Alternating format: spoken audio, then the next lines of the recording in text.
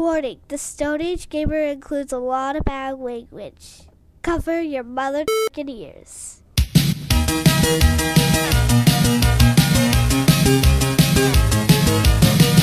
Good evening and welcome to the Stone Age Gamer podcast. I'm Kris Randazzo and joining me tonight is Bug Spray to the Crotch, Dan Ryan. Yep. No, let's just go with it. That's fine. It's 10, 20, 30, 40 time, where we look back at notable game releases from decades past. What magnificent releases will keep us company this month? Watch out for those thirsties, because the Stone Age Gamer podcast starts now. Always have to watch out for the thirsties.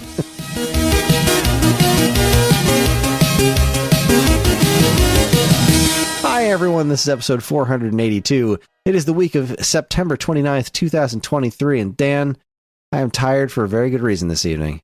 But let's hear it. So I went to a concert last night. I bought Karen's a big fan of the Postal Service, and for Christmas, one of the best records that's been put out in the last 40, 50 years. What, Give Up? Yep. Yeah. So they were doing I bought her for Christmas last year tickets for a show that we went to last night, which was Death Cab for Cutie and the Postal Service. So like that dude who's the lead singer of both those bands just, did double duty that night. Ben Gibbard. That guy. Yeah, Ben Gibbard. Yeah. He's fucking great. Yeah, I didn't know him. Shit about either of these bands, right? Like nothing at all. I was sure I've heard some Death Cab songs before in my life, right? I mean, I just have to have. And turns out I looked at my iTunes and there is one particular song by them that I know and I rather like. I'll follow you into the dark? No, it's You Are a Tourist. Oh, yeah. Also very good. I'll follow you into the dark. Fucking beautiful song. Just outstanding. Well, they played... These were those shows where they each show was them playing an album from start to finish. I have no clue which album they played for Death Cab because I didn't recognize a single song. It's all new to me, which I thought was kind of strange. I figured if they were going to play one of their most successful and/or popular albums, there must be something from there that I know, but there wasn't a goddamn song on there that I knew. not a goddamned one. Well, I did like them all. They were very good. They're a very good band. Yeah. But here's what I was unprepared for. Before the show started, I was like, all right, so tell me a little bit about these bands. And so she mentioned the Ben Gibbard guy, and he said both bands. And then she's like, I know Death Cab a little bit, but I'm really here for the Postal Service. Give Up is one of my favorite albums, and Give Up is great. And it's this Ben Gibbard guy and Jenny Lewis and blah, blah, blah. And I was like, Jenny Lewis? So I did wait. I was like, wait a second. That's a common name, right? The Jenny Lewis. The Jenny Lewis. A Jenny Lewis, perhaps. And I Google searched Postal Service Jenny Lewis, and sure as shit, that was her. Now, do you not know her band? Let me explain. Okay. As a kid, me being me, obviously one of my favorite movies was The Wizard. Still is to this day. I adore that movie. And as a kid, probably my first celebrity crush was Jenny Lewis. How could it not be? Absolutely in love with that girl as a little kid. And then since IMDb didn't exist until we were much older, I just kind of lost track of her, and she was always that girl in The Wizard because I had never seen her in anything else. And of course, sometime in my adulthood, I learned about like Rilo Kiley, but I never listened to her music or anything. I just was tangentially aware that Jenny Lewis was a musician, and I was like, oh, that's pretty neat. I should check that out someday, and then I never really did.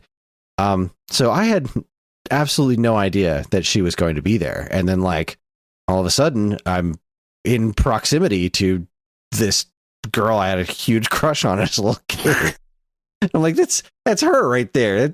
That's kind of I'm feeling a lot of feelings right now. This is weird because like I've never actually seen her do anything other than be in The Wizard, So like here's grown up Jenny Lewis. She's 5 years older than me, and she's just up there singing beautifully and wearing this incredible white dress and just playing this wonderful music. And it was pretty magical experience. All things considered, like that was pretty wild. Kiley is so fucking good. And then after she was done with Rilo Kiley, she went to do like a bunch of solo records that were they were Rilo Kiley and Jace, you know, still that kind of indie pop sensibilities and whatnot. I quite like her record. God, it's probably 15 years old at this point, maybe more. It's called Rabbit Fur Coat. It's Jenny Lewis and I believe the Thompson twins did that record. It's really fucking good. And then there is a live performance. I think my favorite thing that I've seen, like, collectively, these three people involved in. There's a live performance on like Letterman or some fucking late show of Zooey Deschanel, Jenny Lewis, and Elvis Costello doing the song Carpetbaggers. It is just the fucking world. It's so good. For some reason, while you were talking, the phrase Jenny Lewis in the News popped up in my head, and now I want to hear that band. Yes, that would be... Just want to hear Jenny Lewis do a fucking cover. Just a whole cover of fucking Huey Lewis shit. Yes. That's awesome. Yeah, no, she's really great. The stuff she does on that fucking Postal Service record is... And you know me. I think our listeners know enough. I mean, maybe not, because we don't talk about music a ton on here, apart from, like, the collecting of it. But we have talked about shit we like and whatever. But electronica and that sort of, like, beeps and boops are just not the shit that I like. It is...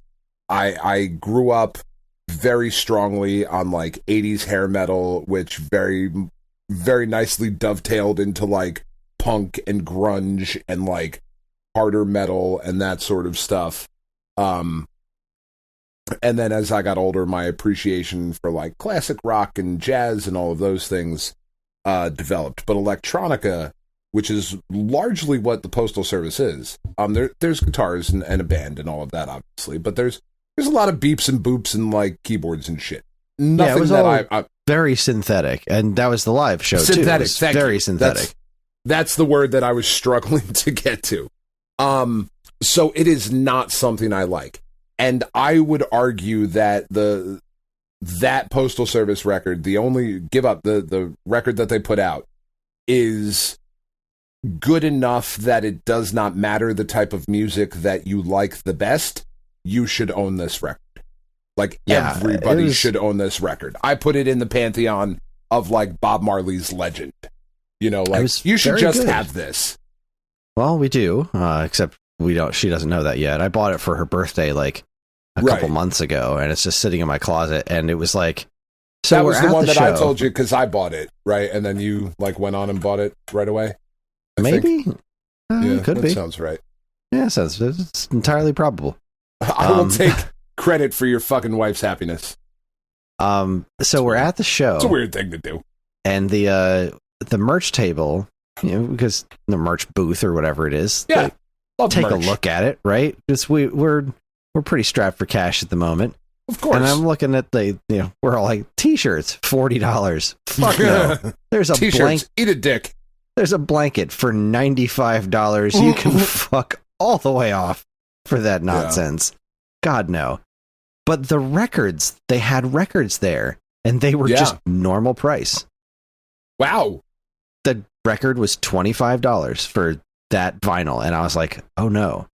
She's going to want to buy that. Oh God. Dear God, no. And, like, I really don't want her to buy it, one, because it's the exclusive that they have at the shows, which is a clear one, but the one that I have is, like, blue and, like, gold or something, which I think looks very way cooler. It's very pretty. Yeah. Yeah. I was like, I really don't want you to get this record. So fortunately it didn't come up. She didn't even try to buy it. Just, I guess, knowing that her bank account was what it was, that she decided against it. And I didn't really push for it. So we got out of that scot-free, but I was genuinely shocked because it's merch at a concert. Theoretically, you would expect it to be higher than what you could just walk into the store. Right? Yeah, there's for sure. Posters that are selling for $35. Like, how is this cheaper than a shirt? What? Yeah, that's weird. I mean, I guess people just don't buy records at concerts. I guess. I mean I don't, who wants to carry a record around when you're at a concert? But yeah, I was going to say it would be kind of an awkward thing to grab and then all right, let's go to our seats and I'm just going to hold this and hope I don't break it for 3 hours. That's the same thing I feel with posters. I saw a handful of people on the lawn with these posters that were that was $35 for that one poster that's wrapped up in a rubber band and you're just putting on the ground and somebody could just step on it. That's the end. Somebody is going to just step on it. Yeah. That's what's going to happen. Yeah. I also think I'm too old for the lawn. They're the cheapest seats, but boy, that was uncomfortable. You didn't bring some stadium chairs or something? We're not allowed. You're not allowed to bring, you're not allowed to bring chairs in. Not even the little fucking sit on the ground foldy thingy? Nothing at all. Bitch. You are allowed to bring a blanket and one bottle, and that's it. They're absolutely Can it be a bottle chairs. of whatever? I don't think so. They let me in with a bottle of water, but I don't think they let you in with any alcohol. But yeah, it's a bottle of chairs. That would be great. that's what I was thinking. I got this I got this bottle of couches. Okay. Set them up, chill out. So I was expecting, since they have that really hard rule about not bringing any chairs in, I was expecting to happen here at the Mann Center what happened at the PNC Center when we went to go see Counting Crows a few months ago. Yeah, which was that they don't let you bring in chairs because they rent chairs for $25 a piece. Yeah, it's this is a fucking racket right here. Preying on your age. And it makes the lawn pretty much not usable unless you're going to pay the money for the chairs if everybody on the lawn doesn't stand up.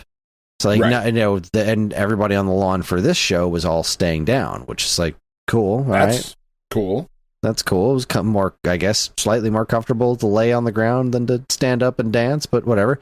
But yeah, the Counting Crow show, if you didn't have chairs, you couldn't see because everybody else had chairs. So I'm laying on the ground and all I can see is the person's ass in front of me. This is fucking racket. This is not okay.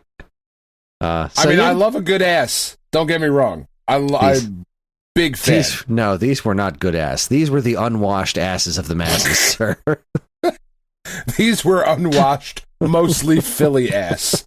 And I gotta tell you, as someone who works in that city every goddamn day, yuck. Yeah, the directions took us through an interesting path through Philly. I know there's a main road that kind of just goes right to the Mann Center, but we were going through all these side streets and it was... Did it take you around the art museum and shit? No, it just took us through a bunch of neighborhoods. Oh. Just lots and lots of neighborhoods and... Right on the other side of the Mann Center, right on the other side of the park, you come out on the opposite end of where you came in, it's a place you don't want to be. Yeah, there was a lot of that. There was a lot of place we don't want to be in. It reminded me of my time living in New York and being okay, I know where to go and where not to go. And this is where not to go. Why are you taking me this way? Fucking horrifying. Yeah. Yeah. But anyway, it was a lovely night. It was well worth the experience. One, just because I was super happy to see Jenny Lewis. That was really cool. That is really cool. I'm really glad she was there because that's one of those things where I would half expect it to be just a vocal backing track. You know what I mean? Yeah, no. Because she's not on every song. Well, she was definitely performing on every song. She was. Well, I think she was live, perhaps. Yeah. Yeah, playing guitar and pushing buttons and pulling levers and yeah, she was very, very involved. Some knobs. Yeah, that's awesome. But man. Karen was also she was so happy. So it was definitely the right Christmas present. Felt very good about that. It was a good night, but then we got home super late, and now I'm really tired. It's one of those things, man. There really isn't any equivalent to live music. I do love a good live show. There's just something about it that it's just really fucking special. It's really fucking expensive too. It is really fucking expensive, but it's weird because I'm kind of torn on it now because fucking, like, artists don't get paid off of their record sales anymore. Yeah, and that's not a thing. They make their money off the live shows, but like they make their money off the live show, but they make like 6% of the sales, while Ticketmaster takes everything else. Like that's the other part, because fuck Ticketmaster. It's like, we'll pay you, but like we need you'll get paid like, let's say, $5,000 for this show, which is nice. But we're going to get paid $600,000 for this show. That's the difference here. Because we're going to like this $5 ticket, this $10 ticket is going to be $85 per person, plus seat rentals and all the other bullshit, like convenience fees and everything else. Convenience fees and work in there. All the concessions being overpriced. Like it is just a constant butt fucking the moment you pull up to a concert, and it's like it's the moment you pull up to a concert, the moment you pull up to any sporting event that is not a minor league baseball game. Oh my god, right? Sporting like events. It's just absurd, and it's one of those things where it's like I just, man, it's cool. I will just watch it from my television. I'm fine. I'm fine. Art and entertainment is just like pricing out humanity. And it really is. And it sucks, man, because like when we took the girls to see Beetlejuice in Philly a couple months ago for their birthday, like I not only love like live theater shows like serious, fucking Macbeth and whatnot, but musical theater is fucking great. Like, it's great. I've seen massive stage productions. Like, my grandfather and I went to see, Miss Saigon and Les Miserables and, like, these gigantic, massive stage productions. Fucking helicopters flying in on the stage. All this shit. Oh, my God, it's fucking incredible. And then I've also seen, also with my grandfather, we went to see A Chorus Line, where the entire stage set is a piece of tape on the stage. Like, that's it. Everything else is done through the actors. And it's a magical fucking experience. Like that Nicole Kidman shit before she fucking comes to the AMC theaters. Whatever that, heartbreak feels good in a place like this. That fucking stupid ass commercial. It's true, though. That shit's fucking amazing when you go see it live. But it's so crazy expensive. It's just absurd. And it's unfortunate, because more people should get to experience it. I heartily agree. Yeah. Anyway. Yeah. So speaking of music, Chris. What's up? Well, speaking of music, I discovered a band today, and I'm very excited about it, and I want everybody else to go out and listen to it. They are called Sincere Engineer, and their new album, Cheap Grills, which is a fucking fabulous album title, came out today, and it's fucking great. It's like, it's got late 90s, early 2000s, like, pop punk sensibilities, but also with some more modern shit and some indie, like, rock vibes behind it. I feel like it's a female-fronted band as well. If this would have come out 20 or 30 years ago, it's the type of thing we'd still be talking about. Like, oh, these guys are fucking great. They were one of the biggest bands in the 90s or whatever. They feel like they would have fit right in there. And it's fucking outstanding, and everybody should go. Okay. That's my PSA for today. I don't know that it's something you would like all that, but I feel like our listeners would. You're not a big punk guy, and there's definitely a lot more punk here than I think you're usually into. I don't dislike punk, but it's not usually what I gravitate towards.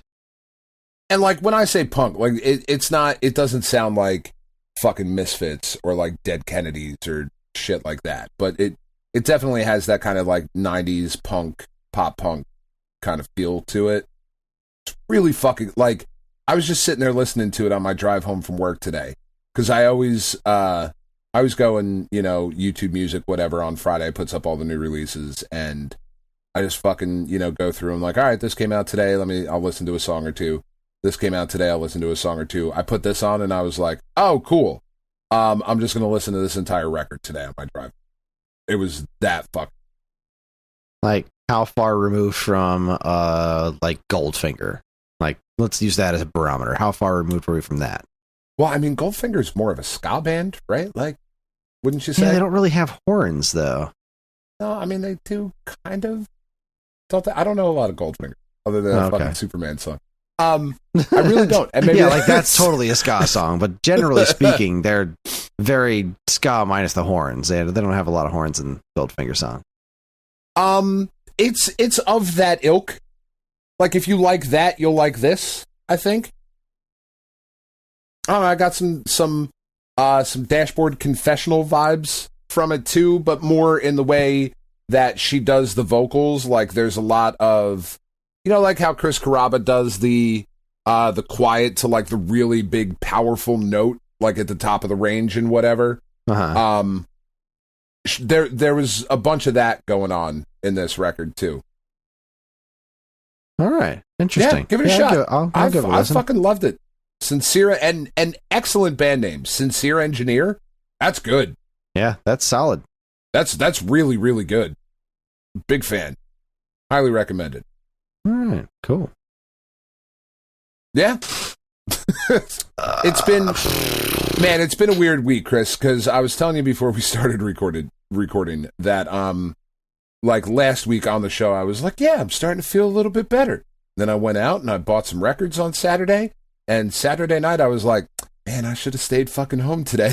This was a bad idea. Very happy with the records I got, but I don't feel great. And the rest of the week I felt like shit. So again, today is a day that I finally feel a little bit better.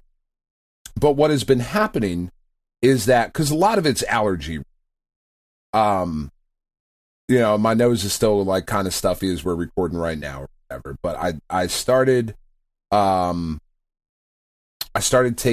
Zyrtec, I think is the one, like the 24-hour Zyrtec pill.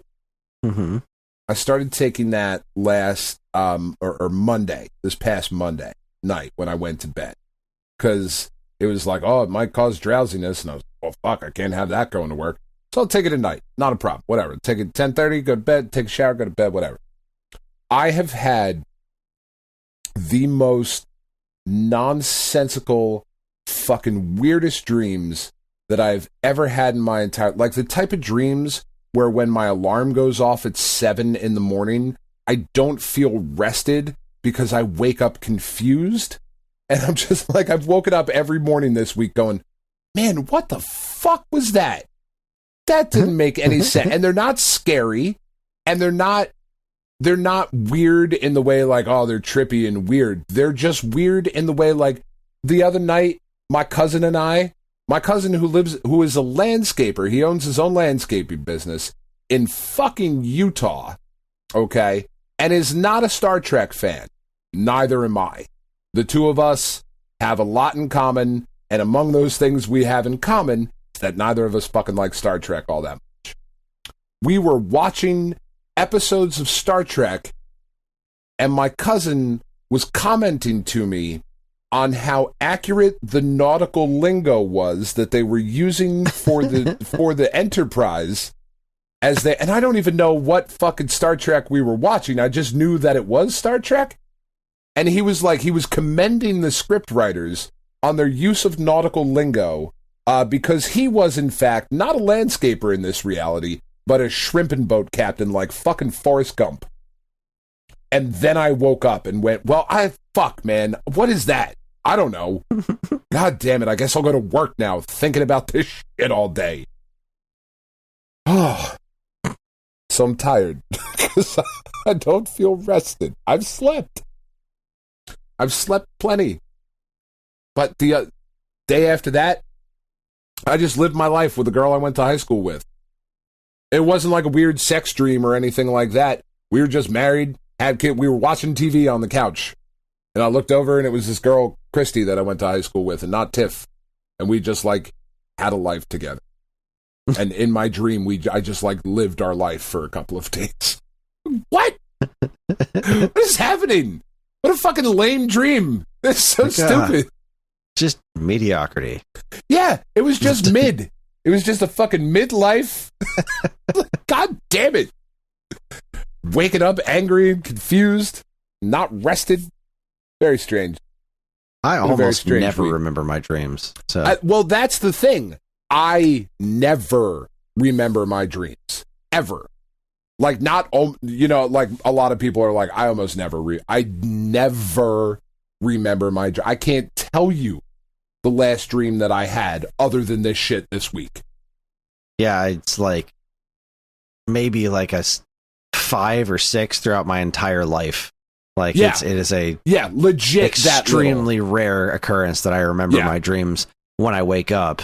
Sometimes I'll remember them for like 10 minutes or so after I wake up, and then they're just fucking gone. But yeah, that's enough to be like, oh, that was kind of weird or whatever. And then as soon as you stop thinking about it, it's gone forever.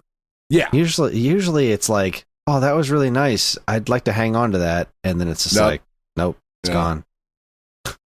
Bummer. I do remember one dream I had when I was a little kid. Me and Bobby the Brain Heenan, who was a wrestling manager, me and Bobby Heenan were driving around hunting werewolves. Huh. I think I was like 5 when I had this dream, and it has stuck with me that long. He like picked me up in a van, and he was like, "Are you ready?" I was like, "Fuck yeah, Bobby the Brain Heenan, let's go do this." And we went out and kicked a bunch of werewolf ass. I think that says a lot about me, Chris. I think that explains quite a bit. That is not only one of the only dreams I remember, but I still remember it these 35 years later.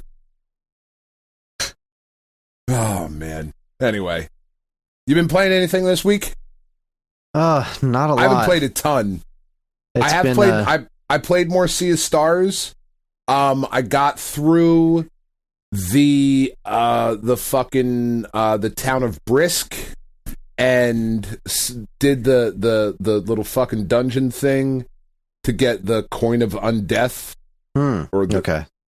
And then sailed to the island, and then that's where I stopped. I just got to the island. I'm at the area after the island. Okay. I didn't get to do nearly as much as I wanted to. It's been a busy week, but what's that fucking dude's name? The double blind pirate, Kennethan or something like Keenathan. that? Keenathan. My name isn't Keenathan. What? I like the dialogue of Yolandi. Yolande's just RPG tropes. That doesn't stop. At least not as far as I'm not that much farther ahead of you, but that does not stop. It's so fucking funny. Or a blacksmith that seemingly gets better the further you go north. The deeper you get into your adventure, they just keep getting better at their jobs. Why do they live in a hut when they're selling daggers for 25,000 gold pop? That was really absolutely funny. amazing. Yeah, it was really good. Is the gift that keeps on giving. I am in love with it. So everything that we had to do this weekend has been canceled, which is just wonderful. That's kind of because of the impending doom of the forecast. The big storm. Yeah. It's already storming it's pretty windy outside right now. It was definitely creeping up on us this afternoon. But yeah, like Ellie's cheer is the game is canceled for tomorrow, and Karen had something else to do tomorrow, and so we got nothing going on this weekend. So my plan tomorrow is to just get up in the morning and play Sea of Stars until I can't. I'm just gonna, because I got to finish that game so I can write about it, but also I really want to play it. I got a little bit. Isn't that nice? It is. Like, not only do I have to finish this, like I have an obligation, it's a job, I'm getting paid for it, but you actively want to get through it as well. Yeah, I really, really do. My problem that I've been running into is so Art of Karateka is outstanding, but it is very calming. You know, the background music is very chill, very museum-esque.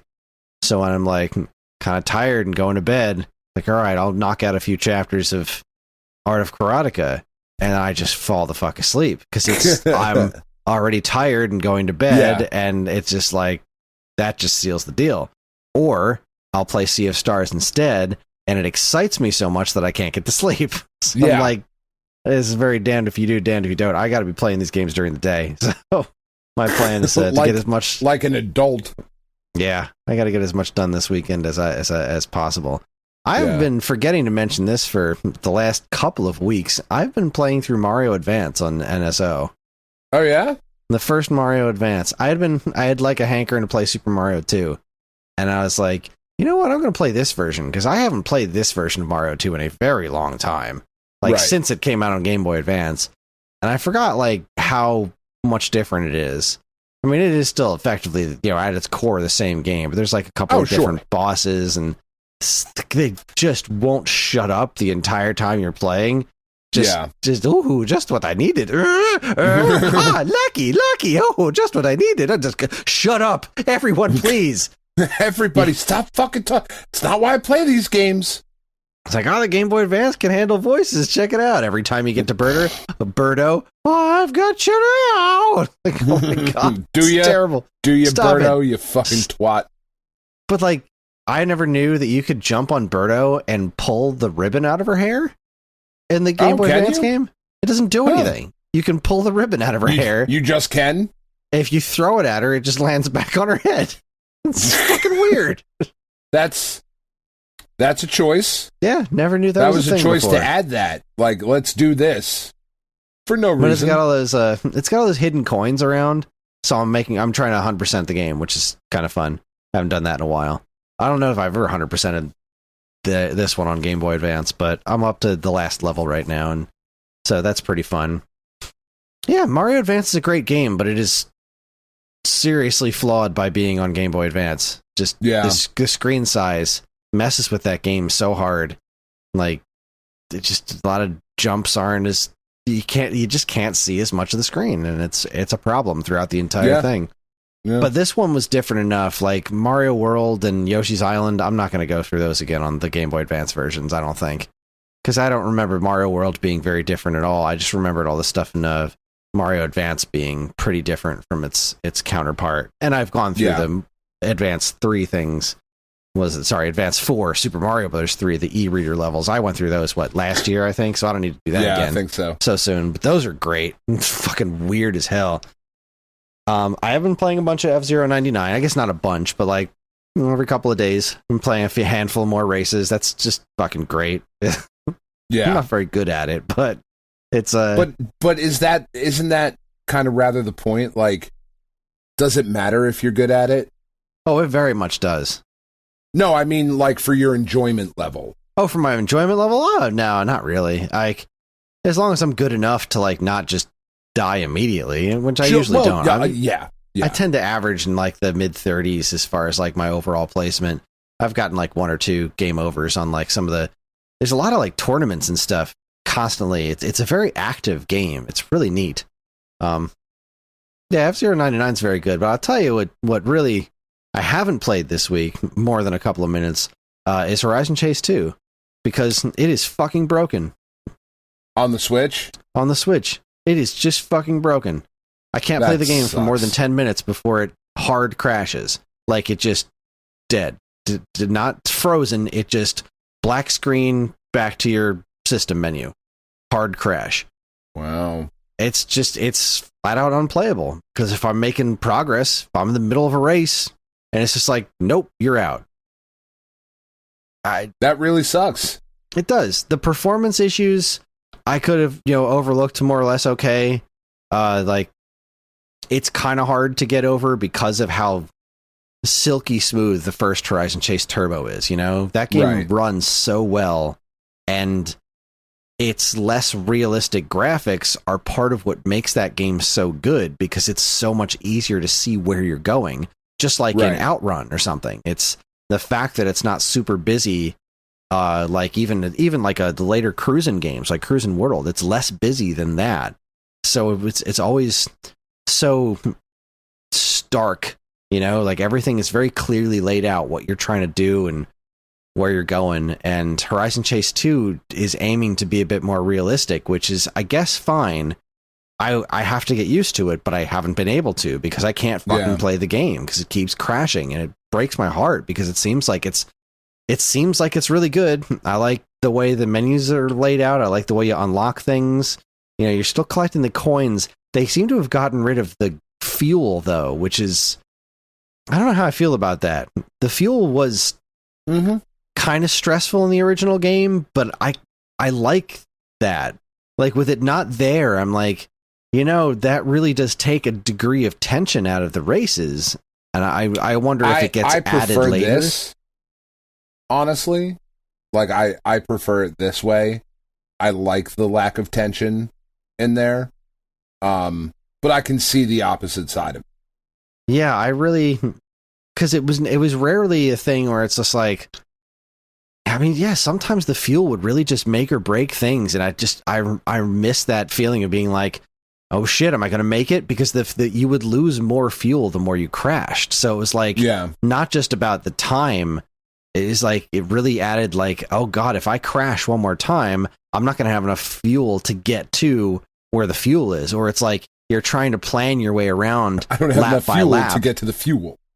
Well, like, because it's like, sometimes you'll get to these spots in the races where it's like, you can either get the coins or the fuel during this lap. Yeah. So which one are you going to go with? And it's like, all right, I'm going to get the coins this time, because I think I saw, like, I'd go through a race, and the first lap would always be like, all right, I'm going to hang to the right side of the course and get everything I can on the right side, and then remember where everything was in the center or the left. So, like, I would just kind of plan as I was going along, like, all right, next lap, I got to hang to the left, because that's where things were. And that tension is kind of sort of gone. Now, again, I'm barely anywhere in the game. They might add that later on. I know there's a lot of stages with branching paths, which I haven't encountered yet, because I'm only like 5 or 6 races tops into this game. Because that's all you can get to. Because that's all I can get to. It just it keeps crashing, and I'm not going to put the effort into trying to master these courses if it's just going to fucking crash on me and then I have to do it again. Like, have they spoken about it? Not at all. They keep promoting the game on social media, and I keep commenting, being like, I love you and I love this game. Please fix it. Please. I'm being super nice. I'm not like, yo, you guys fucking suck. You're releasing this broken ass game, which, I mean, you know, somewhere in my head, I'm like, I don't know why you decided to release this like this. This is kind of not okay, because this runs, from what I've understood, this runs just fine on Apple Arcade, and that's not exactly a powerhouse compared to the Switch, right? My Apple TV it's not a powerhouse. Like, the fucking Apple shit is pretty ridiculous. Well, yeah, but it's Apple Arcade. It's got to run on everything. You know, we're not talking about the nice Apple shit. This runs on anything that is capable of running Apple Arcade. So it's the Apple Arcade stuff is programmed for the least common denominator. I would actually be like really curious to see what the crossover is, and like in terms of actual power between the lowest thing capable of running Apple Arcade and the Switch, because because I don't understand nearly enough of the fucking technical wizardry that happens to make all this shit happen, but I do know that wherever Apple is currently, like wherever the cutoff is for the lowest OS that will run, you know, Apple Arcade, like it's some pretty powerful shit. It is, but I also think that people often forget that the Switch is actually a very capable machine, because so few people take time to use it right. But and then every now and then something will be like, oh shit, this is amazing. Yeah.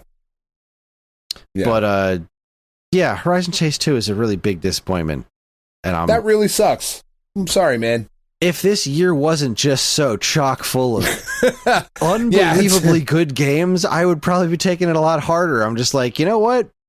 Hopefully they're going to fix it. When they do, I'll dive right in. But for now, I'm good. You know, I'm for now, I'll continue to play Sea of Stars and Karateka and whatever the fuck doing else. Vampire Survivors again, and I have barely touched Trombone Champ. I can't wait to jump into that. I still have Katamari. I still have to finish fucking Advance Wars 1. Like, Yeah. I have a backlog of really good shit right now with Super Mario Wonder only a few weeks away. Like, yeah, I'm almost fine. getting to the point where somebody was talking about it on the Discord. I don't remember who had mentioned it, but a no buy 24 fucking thing of like, there's too much shit.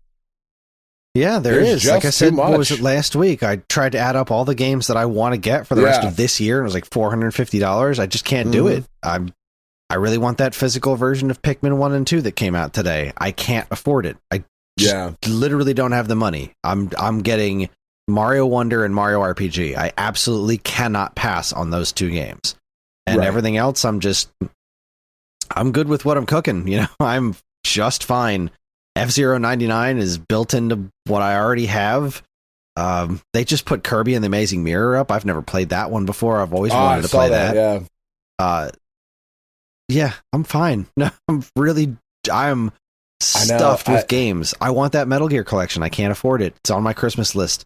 I will be getting the Metal Gear collection. I mean, I did not get Liza P yet. I still haven't gotten AEW Fight Forever because there's still not all the wrestlers I wanted. So I'm going to continue to wait on that. But like, I didn't get Liza P. I haven't gotten Street Fighter 6 yet. I didn't get Mortal Kombat 1 yet. Like, that just came out. I heard the Switch version of Mortal Kombat 1 is quite special. I'm sure it is. I am sure it is. It seems like because they already announced it, like, oh, there's a big update coming for this. This isn't supposed to look like this. Don't worry, guys. Apparently, facial expressions aren't in the game. So everybody's constantly dead-eyed staring straight forward. Which, like, during the battles, you don't notice it until it gets to like something zooms in on something. It's like they were doing all these graphic comparisons, and I'm like, yeah, that's a pretty noticeable step down, but it in and of itself doesn't look bad. It just doesn't look nearly as good as this. Except the eyes. Except the dead stares on everyone. It's hilarious looking. That's fantastic. Yeah, no, apparently the game seems to run just fine from what I've heard. Like, the fighting, the core of it is fine. Yeah, I haven't played it. No, I'm saying you can play the game. Exactly, it just doesn't look you the can best. play it. It just looks hilarious. And again, it's one of those things where, like, they seem to have taken an overall intelligent approach to, like, okay, we're just going to make this game's going to look different on the Switch. It's going to be considerably less detailed, but like, it seems like once they fix the facial animation thing, the game's going to look just fine, just not nearly as good as the other platforms. But that's and how could it at this point? Like, it would be Switch, absurd. It's a generation or two behind. Yeah. It's an absurd ask. It doesn't look like a PS5 game. Well, yeah. Buy a PS5. No. Of course it doesn't look like a PS5 Neither game. do PS3 games. Yeah. They do not look like PS5 games. That's where we are, You want games that are going to look like PS3 and 360 generation. That's what the Switch is doing, Yeah. PS4 and 5, you're a little ahead of the curve there. It's modern retro already, no matter what's released for it. So, yeah, that's all I've been doing. Yeah, that's fair. Yeah. Busy week, but hopefully I get to spend a whole lot of time with Sea of Stars, and I'm really excited for Mario Wonder. I guess I didn't really realize that I was playing Mario Advance because I was just itching for a 2D Mario game, and I haven't really played an original one in a while, and I'm just so excited to get a new 2D Mario game that isn't New Super Mario Brothers. Nice. Like, as much as I defend those games, because with the exception of New Super Mario Brothers 2, I do think they are legitimately good. They're just so safe. And when you think about the best Mario games like Galaxy and Odyssey, and even going back to like World and Yoshi's Island, like they're also so imaginative. They're weird. They're just filled with imagination. And like the New Super Mario Brothers games were just the most distilled, what's the word I'm looking for? Sterilized Mario experience. And that was good for what they were. I mean, especially the first one was just fine. Like, I love the first New Super Mario Brothers because it was the first 2D Mario game to ever use that kind of style. And like as a DS game, it worked great, but then like we just keep going with it and it just keeps being the same. They feel so the same. I don't know. I like those games. I defend them. I'm glad I've played through them and they are still really fun to play, but this one just looks like they're putting the amount of effort they put into a 3D Mario game into a 2D Mario game, which is something they haven't done since the fucking Super Nintendo. So yeah, big happy there. I do need to put together my Christmas list though, because like I want to make sure. People tend to be like, "Oh, I'm not going to buy him anything because like I don't understand what's on his Christmas list." I'm like, it's a bunch of video games and books about video games. You just buy those things. It's pretty fucking simple. Yeah, you don't need to know anything about them. You buy the thing that's on the list. Yeah. I'll try to make it as so. How do you feel about this? Because Tiff is very much a don't give me a fucking list. I'm gonna buy you a gift from me that I know you're gonna like because I know you. And then literally everyone else in my family is like, your fucking list, please? Christmas is 6 months away. I need time to prepare. Are you a list guy or a, like, get me something cool? I like get me something cool if I can trust you to do that. Like, I trust Karen to do that for me. As far as the list goes, though, I make my list massive. Because I don't want to be like, here are 5 things. These are the only things I want. Here are the 3 things I want. You better fucking get them. Whatever you get me should be from this list. I don't like playing that game. So I like making a very large Christmas list and being like, go nuts. And if it's on this list, I'll be happy with it. That's all that's the way I like it. So that I'm still surprised, but I'm also like, they're not getting me anything I don't actually want.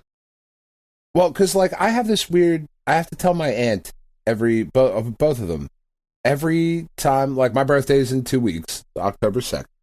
And every time my birthday comes rolling around, my aunt is like, I need your list. And Aunt Sandy, it's the same fuck list that it's been.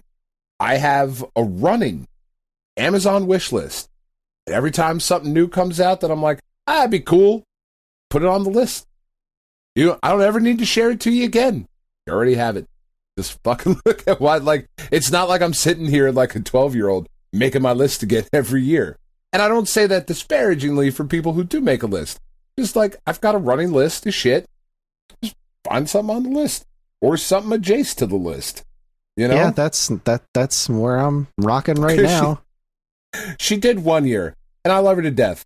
And I appreciated the gift, because I appreciated where her head was at, what she was trying to do.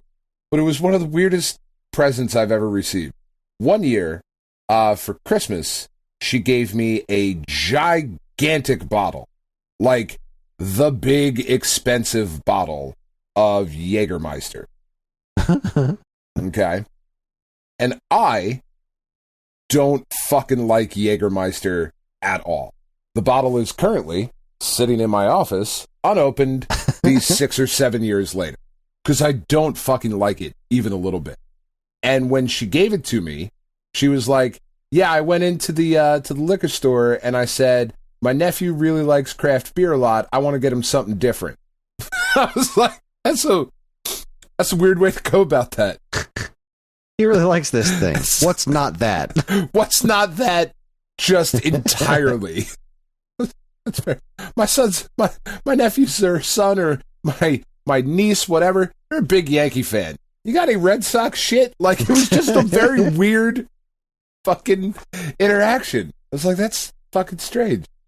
Whatever. I appreciate... At least they didn't go so far as to be like, he really likes beer. Well, let me show you the maple syrup section. Let me show you the water that we have. That's How about nice... auto parts? Yeah, well, let's get some auto parts. Let's do that. It's fucking... I got a ton of shoelaces right over here, just with your name on them. It's very odd. Very strange. Oh, man. Anyway, what do we got? 10, 20, 30, 40. All right. Yeah. Let's fucking you take know a what break. else is fucking broken? Which is weird. Phil Spector and Xbox and all the fucking leaks. Oh my God. Those are broken. Wow. Those are super fun. So, wow. real quick. Like, real quick. To sum up, from what I took away from the reading that I've done of the emails, because I haven't dug deep, because I don't care all that much, because ultimately it's one company's internal bullshit versus another company. But Microsoft really does fucking think their shit doesn't stink.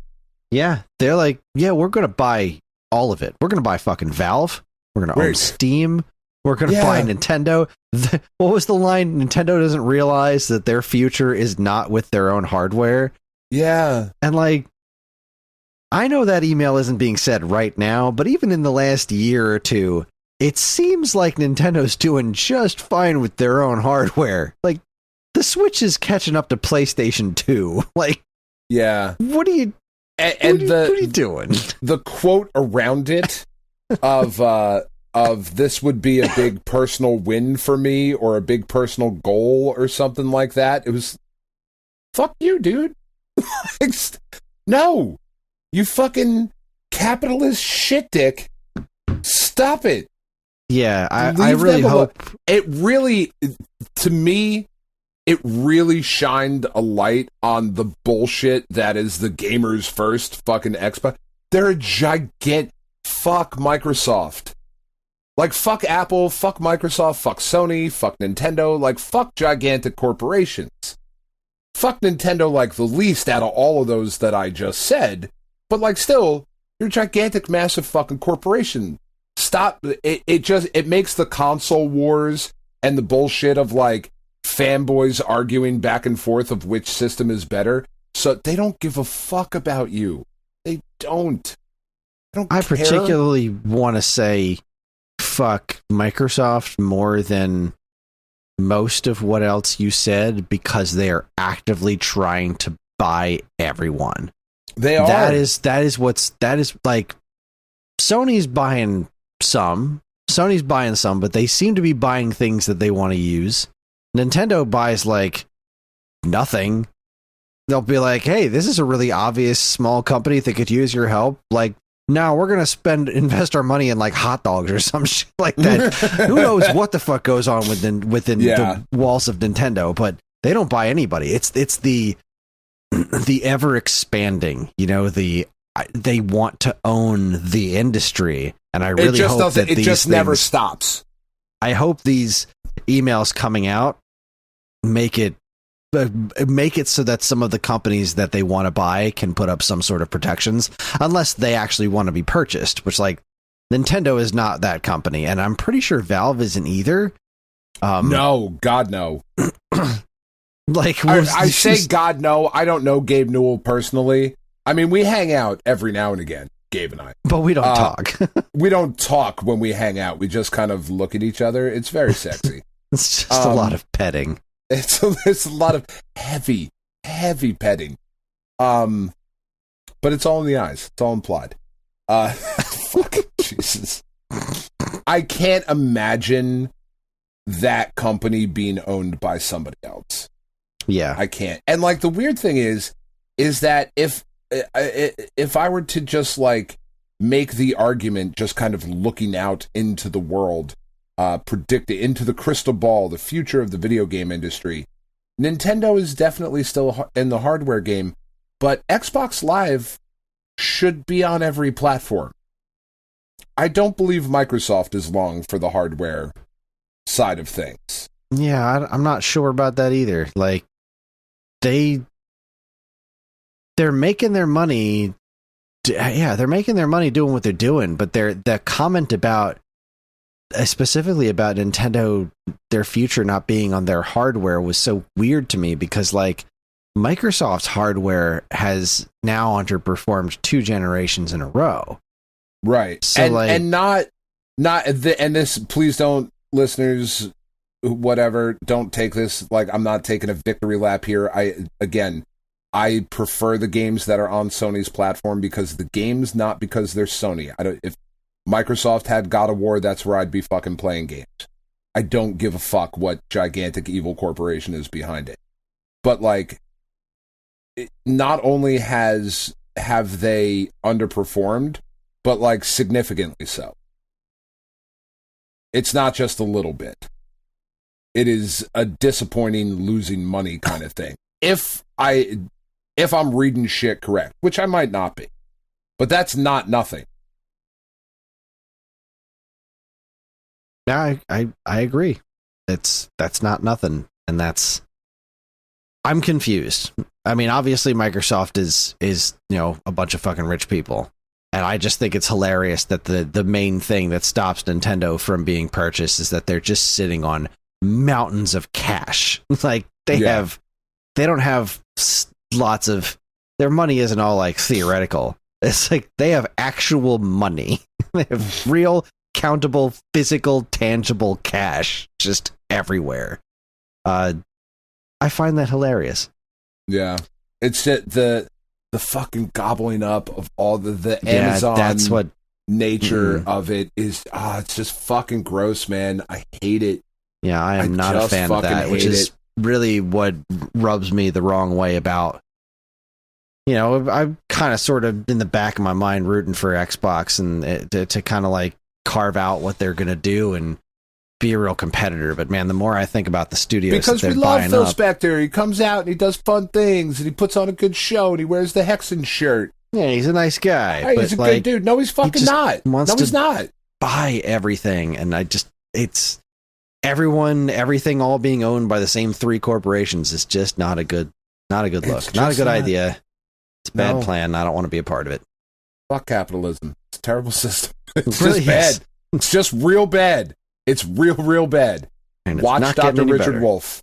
You will be a changed person afterwards. Oh, I'm slowly slipping into the abyss, Chris. I'm losing shit. I really am. Every day I get closer and closer to being like, all right, that's it. I'm done. I'm leaving. I don't know. Well, with that, we're going to go ahead and take ourselves a quick break. Anyway. Come back. We're going to tackle the 10, 20, 30, 40. We're going to be doing talking about games that came out 10, 20, 30, and 40 years ago. It looks like it's going to be a good time. I haven't really been through all of it yet. It's been a busy day. But yeah, you're listening to the Stoney's Gamer podcast from geekade.com. Stick around.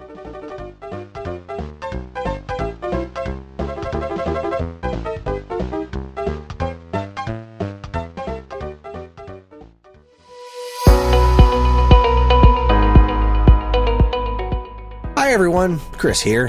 Podcast listening is free, but podcast creation is not. That's why the Geekade Patreon exists.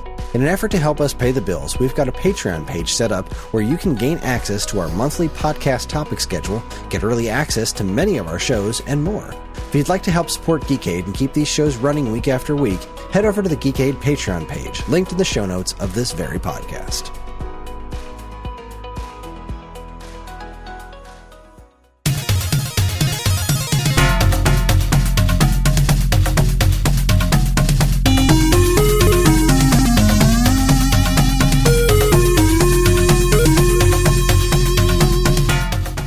Alright, we're back. Dan is killing bugs, and we're about to talk about the 10, 20, 30, 40. This is where we talk about notable video game releases from 10, 20, 30, and 40 years ago.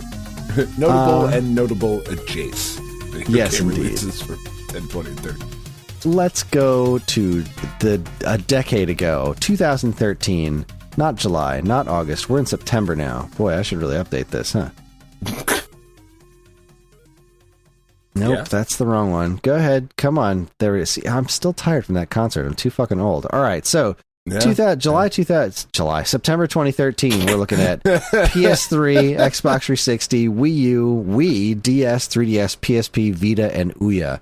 Those are the major platforms that are on the market right now. Let's see what the world of PlayStation 3 has to offer us in the year of our Lord, 2013. Oh, wow. Metacritic has changed this page. This looks very different now. Oh, boy. Fuckers. I guess I have to, search around for 2013 now, or 2015. Oh, that's all right. Showing far fewer games too. I mean, so the Wikipedia list is not broken down by system. It's just alphabetical order. So if you would like, I can just go from there. I can get it. I just got to flip through a couple of pages here. I was just trying to save you some edit. Or Evan's edit. I'm in 2015 now. This is kind of obnoxious. Let's see here. Is there a faster way for me to search through this or go through show me potato salad? Show me potato salad. Oh, look, I can go to release year. Oh, that's kind of neat. Let's see. Show me. How do I pick the year? All right, so it has this. Metacritic now has this slider on the side for like picking years, but it doesn't tell me where the slider's landing. Oh, that's exciting. It's just like, here, good luck. I mean, we could have been halfway through September by now. Just putting that up there. You're halfway through September by now. But you would be reading them for all the platforms. Like, no, we got to break it down. We got to break it down by platform. Son of a whore. Wow, this is really quite annoying. Yeah, I don't want to go all the way to page 158, but like, man, there's a lot of PlayStation 3 games.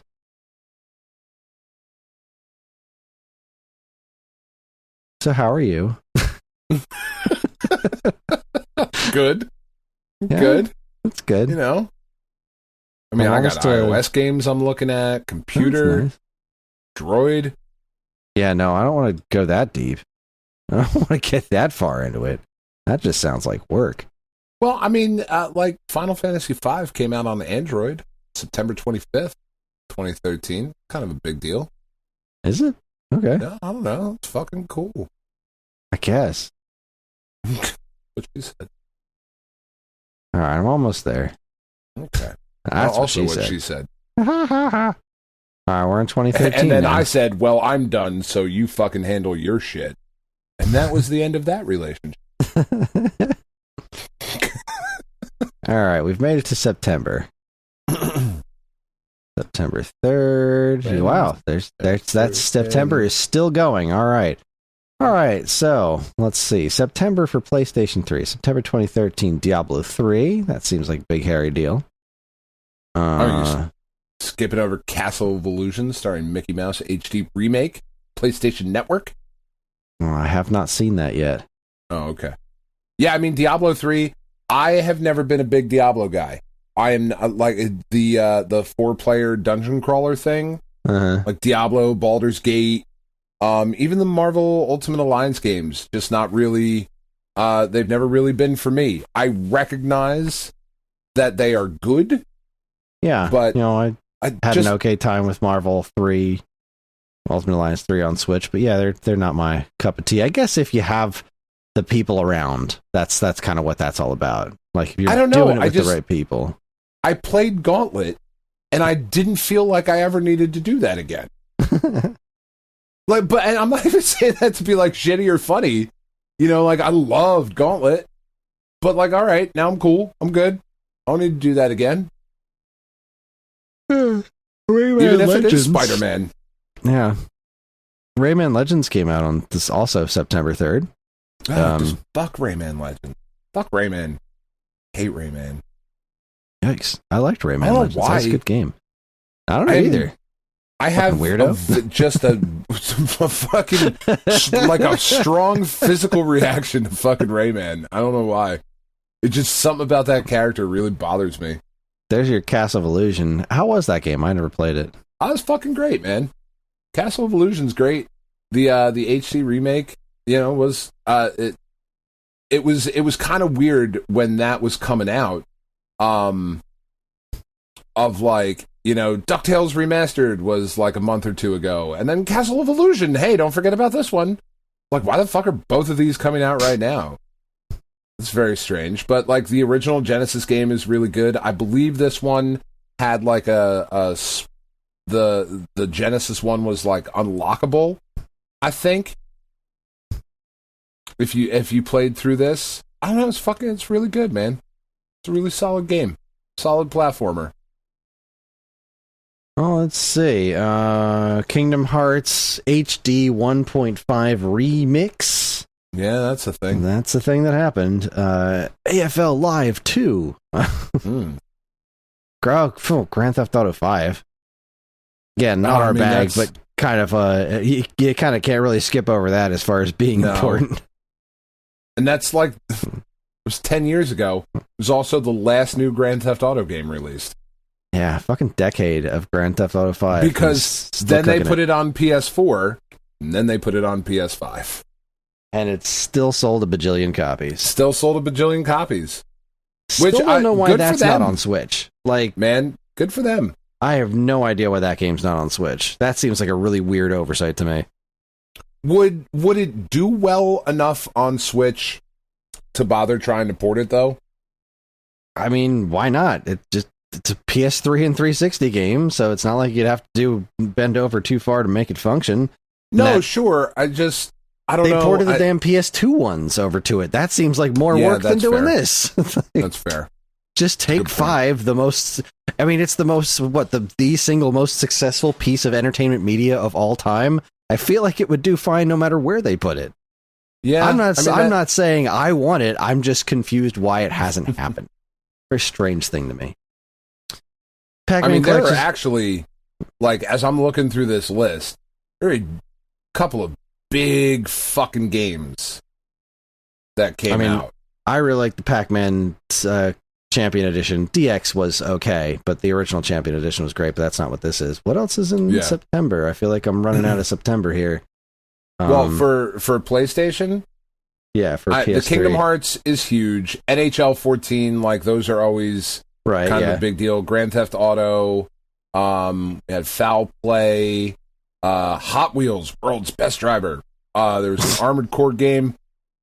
FIFA 14, always a big deal. Pro Evo Soccer 2014, big deal as well. The Mark of Cree hit PlayStation Network.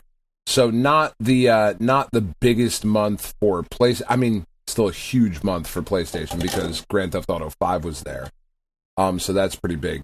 But I know we don't usually get too much into like iOS or Android games, but we would be remiss, Chris, if we did not mention Angry Birds Star Wars 2 hitting iOS and Droid, because the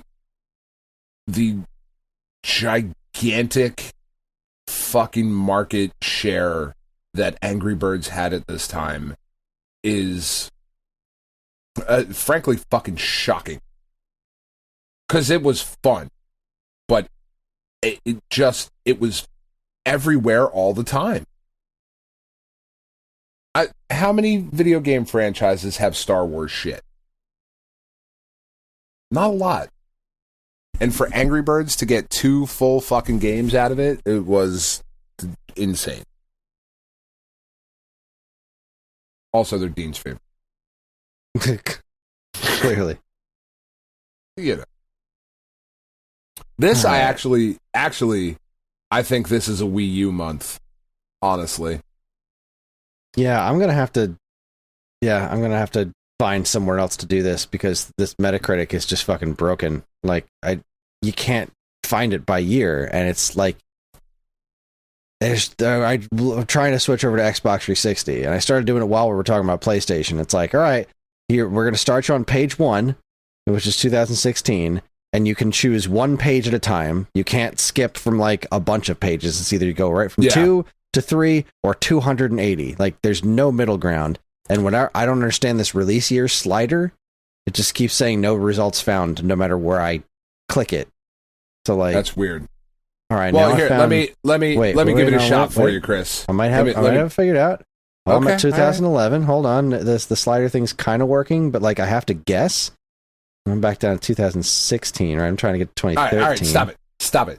So for 360, we had Diablo 3, Dead or Alive 5 Ultimate, Rayman Legends, NHL 14, Grand Theft Auto 5, also for 360, Foul Play, which looks like it was a Windows 360 exclusive thing. I don't know that one. It says it's a beat-em-up action adventure, but I would imagine because it's spelled Foul, not Fowl, it's not about chickens kicking the shit out of each other, so I care a little bit less. We also had Marlowe Briggs and the Mask of Death. 360 also got Armored Core Verdict Day, FIFA 14, Pro Evo Soccer 14. Not a great month for the 360 unless those two games that were exclusive to it are fucking magical and we've somehow never heard of. You are looking at a list of games 2013 in video games on Wikipedia? Yeah. Okay. Here's where that gets to be a problem. Wikipedia tends to default to not US release dates. So, like, some of those may have come out in this year. God damn it, Kris. But they'll, like, with the Xbox, you're pretty safe. But then with the other ones, it'll be like, yeah, this came out in Japan this month, this year, but are these specific to North American releases? Let me see. I don't know. Yeah, it says this is released in North America, so hopefully that's what we're cooking with. All right, let's do it.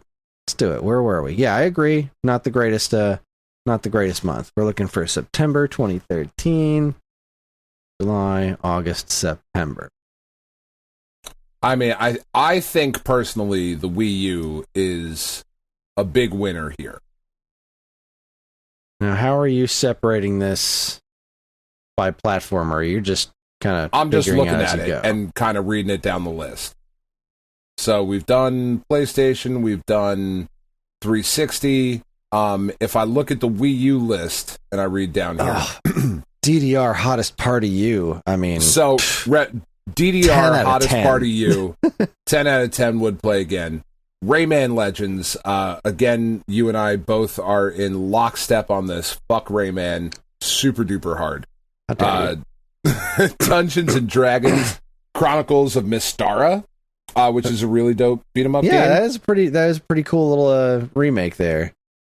The Gianna Sisters, Twisted Dreams. I've played none of the Gianna Sisters games, but they keep fucking making them, so somebody must really like them. Yeah, I think they're terribly overrated. Yeah. I've literally spent 0 seconds with them. I could not tell you. But I also always think whenever, like, if I'm looking at screenshots, and I know they don't look entirely similar, but if you showed me a screenshot of a Shantae game and a Gianna Sisters game, I could not tell you the difference. I would say it was Shantae Sisters. Because I don't fucking know. Like, that's how little I've spent.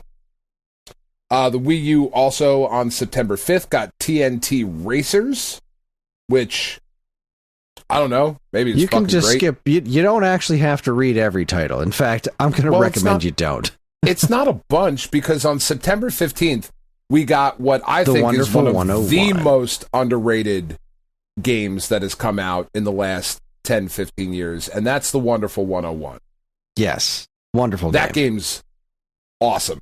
I can't get into it. I've tried several times. It doesn't click with me, but I get that it is legit good. I feel like, and this is weird, but I feel like the Wii U was the wrong system to release it for originally. Because it's now kind of everywhere, I think. Yeah. I know it's on PlayStation. I think it's on Xbox as well. Like, I think it's gone everywhere eventually. Well, yeah, it did, but that was through getting permission from Nintendo, because this was this game was made for the gamepad and then adapted to work elsewhere years and years and years later. Like, it just came out on other platforms for the first time this generation. A couple years ago. Yeah. I don't know. I feel like the Wii U was the wrong place to put that. I don't think there was a right place to put it. Maybe. It didn't perform any better on those other platforms than it did anywhere else. It's a really cool is a niche ass like game, and having it working the way that it did with the Wii U gamepad, it was like, that's the whole reason the damn game exists. It's like like any of Suda's stuff. You look at No More Heroes, it's like, it doesn't exactly do gangbusters anywhere you put it. I fucking love Platinum Games, though. I just love them. I'm looking at their list of shit that they've put out, and Mad World, Infinite Space, Bayonetta. It's like a Viennetta. The fucking Bayonetta, Vanquish, Anarchy Reigns, Metal Gear Rising: Revengeance. Like, I know we make fun of that game a lot. It's actually super fun. It is really super fun, but it absolutely deserves to be made fun of. Bayonetta 2, Transformers Devastation is fucking awesome. That game is so much fun. How do people feel about Star Trek Zero? Like, people like that, right? Beats me. Oh, okay. I can't say I've ever heard a single human talk about it up until this moment. Nier Automata. That game's fucking cool. Like, I like Platinum games. They do weird shit. I like a lot of the DNA that's in their games. The fucking people who have made shit. When they were Clover Studio, like, Clover Studio was so fucking good. The Beautiful Joe, Okami, God Hand, like, just it's just really cool shit. I like it, but I'm burying the lead here, Chris, because really the big fucking hairy stinky deal. Scribblenauts Unmasked, a DC Comics adventure. So fucking good. Completely overshadowing the Wind Waker HD. Yeah, who the fuck cares? Overshadowed. Scribblenauts had superheroes in it, and it was almost cool. Nah, Wind Waker HD, man. Like, Wind Waker HD. It's my favorite game ever. For this show, for the listeners of this show, like, this month clearly goes to the Wii U. Yeah, I didn't see anything else around here that's gonna top that. I mean Grand Theft Auto, I know we have, listeners that play Grand Theft Auto and like those games certainly a lot more than we do. Which is fine. They're allowed to be wrong sometimes too, even though they are our listeners and they're mostly perfect. But Wind Waker HD, man. It fucking that's it. Such an average game. Definitely my game of the month. Looks like Wii is still kicking. We've got Wii with the FIFA 14. Yeah. And that seems to be it. Let's see, what else have we got? How about the DS? How did the DS do? Not great. There's not a ton on here. There's a couple Vita, a couple DS. Yeah, I mean, DS is pretty long in the tooth by this point. So let's see. Yeah. Just DS. Cloudy with a Chance of Meatballs 2. Yeah, I mean, that seems to be about it. How about 3DS? 3DS, how did you do? Did you do any better? You got Hakoki? Memoirs of the Shinsegumi. No, that's just memories. Memories of the Shinsegumi. Sure. And Rage of the Gladiator. Rage of the Gladiator. Cloudy with Chance Meatballs 2, FIFA 14, Pro Evo Soccer 14, and Scribblenauts came out for that too. Okay, pretty forgettable.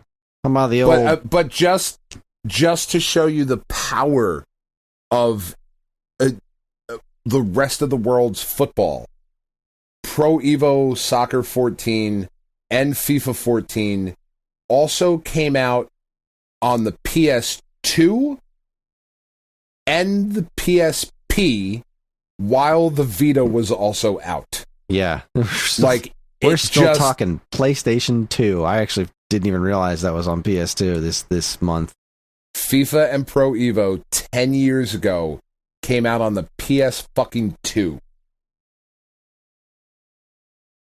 And then they ported it to Switch. That's fucking wild.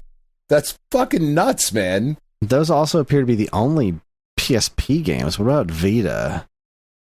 Vita had Rayman was on there. Right, Rayman. Dragon Fantasy Book 2. Oh, which is a Mercenary. Pretty cool little RPG. Like Dragon Fantasy Book 1 and 2, those are pretty cool little RPGs. They're very average. They're comfort food RPGs. Like, you get in there, you're not going to be blown away, but you are going to get literally everything you expect to get from it, which is okay. They were a couple bucks when they came out. And then, Killzone Mercenary, a cool game. Killzone, never as big a franchise as I think it could have been, but was whatever. So that page doesn't have anything listed for Ouya in September of 2013, but the Ouya page has Bubliminate. I don't know what that is, but I like the name. It'll Do. Yeah, it's a strong name. I've heard of It'll Do before. Lowrider Car Game, Survivor Ball, and Verminion Trap. Okay. Those are words that you said. Yeah. I gotta say, September 2013 is not making my toes curl, minus my favorite game of all time coming out for it. Yeah, I mean that should be toe curling. I feel. Outside of that, I'm not impressed. But again, that's just for us. Yeah, that's just for us. For the Grand Theft rest Auto of the 5 is world, kind of a megaton game. Grand Theft Auto there. 5 is a massive fucking game. Like, we're the assholes here. Assholes clearly is maybe strong. But, you know. Well, let's see what the world of gaming had to offer in September of 2003. Now, the Wikipedia list is much... it feels pretty sparse looking at this, because they're... And I don't... That's the thing. We obviously didn't prepare as well for this episode, not knowing that the different websites... I had the websites all pulled out earlier in the year, and, didn't really anticipate stick. them changing they didn't really changing up Wikipedia to make it goddamn unusable. All right, let's see.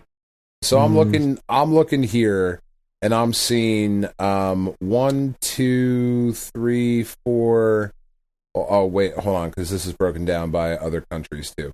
Can't tell if it's no. Okay, all right. So I am seeing 1, 2, 3, 4, 5, 6 games, 7, 8, 9 for GBA, and that is clearly the platform with the most games on Wikipedia.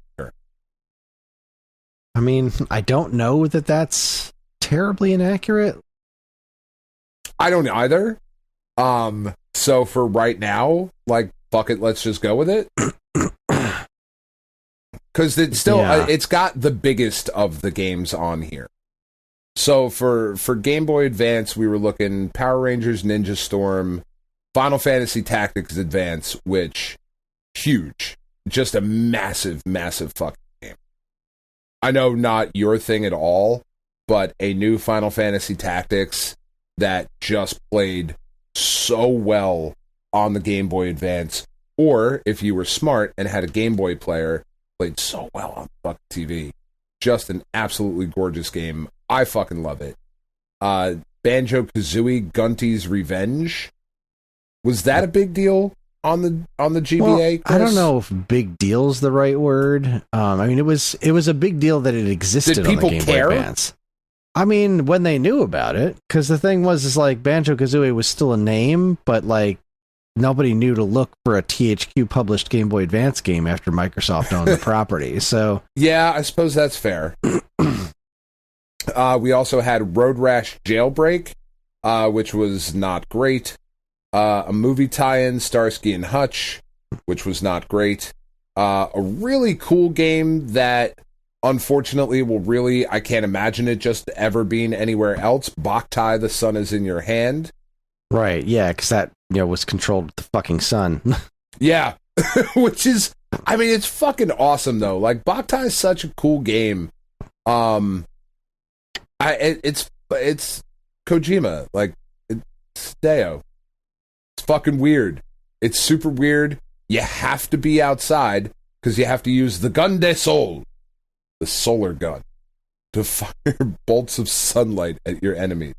It's a fucking dope-ass game, but you had to be outside, and unfortunately, the sensor wasn't always great. So, like, even if you were outside and it was kind of sunny, like, you were still kind of fucked. Like, it had to be an absurdly sunny day. Also had this. See, now this looks like, this says Game Boy Advance, but it's showing me the cover for the fucking Jimmy Neutron Jet Fusion GameCube game. Whatever. I feel like that came out on tons of different platforms. That's fine. Digimon Battle Spirit 2 and Oddworld Munch's Odyssey. Those are the Game Boy Advance games. Just like Rayman, I also hate the Oddworld games, Chris. Okay. I hate them.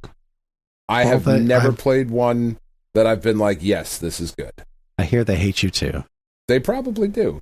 Over on the GameCube, though, Chris, we had WWE WrestleMania XIX, which 19. I think is 19. 19. It is 19, right? Okay, yeah. I didn't want to fuck it up. It was pretty good. It had a huge fucking roster. You skipped over Buffy the Vampire Slayer, sir. For Game Boy Advance. Job. Oh, you're still on Game Boy Advance with the GameCube? Yeah, I just got to GameCube. September 8th, Buffy the Vampire Slayer Chaos Bleeds for GameCube. Oh. How very dare you. That's not on my fucking Wikipedia list. Well, I'm on the Wikipedia GameCube list. Oh, okay. Because that one actually functions. I got the GameCube one and the Xbox ones loaded up. All right, do it then. Give me the GameCube list. So we're just jumping right past PS2, huh? Well, I mean, we'll talk about PS2. I just don't have the PS2 list up, and now I'm not confident. Now you're half-mast. The only things I see on this page that I'm looking at are Asterix and Obelix, Kick Buttocks, which fuck you for putting that many X's in something. NASCAR Thunder 2004, again, fuck you. The Simpsons Hit and Run, okay, that's fine. NHL 2004, Tiger Woods 2004. Tiger Woods is always fucking great. And DDR really Max 2. that Simpsons Hit and Run game. That's got a huge cult following. Does it? I never really liked it. It's not my thing, but that's a game that people ask to be remade all the time. Like that's a game people like. Dot Hack Outbreak Part 3 came out. We're on PS2. Those are super expensive. Dot Hack games. Let's see. Extreme G, XGRA, Extreme G Racing. Oh, that's my shit right there. There's your Simpsons Hit and Run. Blah blah blah blah. Tiger Woods, NHL, NBA Jam 2003. It's fine. Yeah, that was fine. I feel like that was... no Tiger Woods, y'all. No, but what is? DDR Max 2. Oh, Dynasty Tactics 2. That's a big nothing burger. That's a game that came out. I can spell it. Boy, yeah, mom. And that seems to be, there was a Mahjong game. Fuck. Yep, and then that's about, oh god, remember this Robin Hood Defender of the Crown game? I feel like we always had a ton of used copies of this game. It was like Capcom Robin Hood game. Like, what? What a strange choice that is. I adore the Robin Hood story. I love it. I love the Disney version. I love the Kevin Costner version. I love the Errol Flynn Prince versions. of Thieves is so good. It's not. It's not so good. It's a so horrible good. Fucking movie. It's but wonderful. I love it. It's wonderful. I have a brother. I have a brother. That movie fucking sucks balls, and I love it. Don't get me wrong. It's a fucking piece of shit movie. I fucking love it though. Yeah, but okay, so like, Will Scarlet and Robin Hood himself. Strange casting choices with the complete lack of British accents. Fine, whatever. But fucking Morgan Freeman, when he fucking throws the sword into the witch at the end, like, just, 10 out of 10. I love that movie so much. I fucking love the Bryan Adams song from that movie because fucking how can you not? I don't even care. It's fucking great. But I think what I appreciate about that movie so much is that it brought us Men in Tights, which is one of the best. I'm on the West Bank. I'm on the East Bank. I'm on both banks. Men in Tights wouldn't exist. What are you doing up there? It wouldn't exist without Prince of Thieves. Guessing? I guess no one's coming. Oh, sir, they cut your arms off. I'm not really seeing, outside of Real Fishing 3, I'm not seeing anything else on the PS2 here that's just like bowling me over. So, oh, man. Let's see. No, I do believe. I think this is another Nintendo month, man. I do believe FIFA came out on PlayStation, right? PlayStation 1 was still getting FIFA for this. It probably came out on the fucking the N64 PlayStation Drive. They probably made a copy for that. They were like, "Fuck it, somebody has it. We'll sell it to them too." Let's skip ahead to Xbox. Let's see what was Xbox cooking up. Xbox has the Disney Extreme Skate Adventure, your ESPN footballs and hockeys, your Starsky and Hutch, WWE Raw 2. Any thoughts on that one? No, it's a game. All no, right. That was back when THQ, I think, was throwing like an exclusive at each system. Right. Like Nintendo had WrestleMania, Xbox had Raw, and PlayStation had SmackDown. And it was like, this is all really fucking stupid, guys. This is so dumb. You should not be doing this. We got the death knell for the Dino Crisis series, Dino Crisis 3 in space. I never played it. Clearly, it didn't do too well because we never saw Dino Crisis again. And never will, apparently. Yeah. And I fucking love Dino Crisis. It was so cool. Love dinosaurs. There's your Simpsons hit and run hit here too. XGRA was here too. NHL 2004, Tiger Woods, NBA Jam. Oh, Voodoo Vince. That was a neat game. I love Voodoo Vince. Voodoo Vince is great. It's a great game. Also should not have been exclusive to the Xbox. Yeah. I know that they made it, but it wasn't even like a studio that they bought, I don't think. Like it was an internally developed thing, but just not the right place for it. Developed by Beep Industries. What the hell is Beep Industries? Well, you fucking know about Beep Industries. Don't lie to the people, Chris. They don't even have a Wikipedia page. Like it just opens up the Voodoo Vince page. That's it. Wow. That sucks. Right. Okay. Well, yeah, that's okay. That's a thing. That's a month, you know. I think Voodoo Vince puts it a little bit above the PlayStation month, maybe, but it's fine. I think for sure it does. It's the GameCube. GameCube how about wins. The GameCube? What do we got? We got Disney Extreme Skate But I think Adventure. it only wins for you and me, Chris. Oh, I see why. Product number 3. You and I are the only two people that like that game. I am convinced of it. Nobody else talks about it. The game's fucking great. It is fucking great. But the GameCube did also have a lot of the other stuff that they had. The Simpsons, had NHL, had Tiger Woods. Oh, Billy Hatcher and the Giant Egg. People like that game a lot. I like that game. I don't fucking like platformers like that usually, but that's a cool game. Yeah, it's not too shabby. That was like Sega going out and being weird again. Yeah.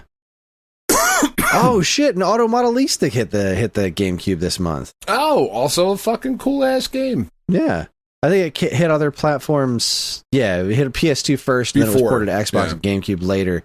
But still, getting that Simpsons hit and run product number 3.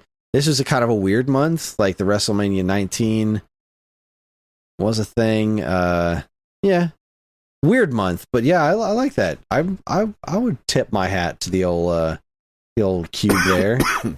And you already went through Game Boy Advance, so Piano 3 was just that for listeners too young to remember, or who have forgotten. Back in the day, Capcom announced that they were going to do this huge exclusive thing with Nintendo. They were doing the Capcom 5.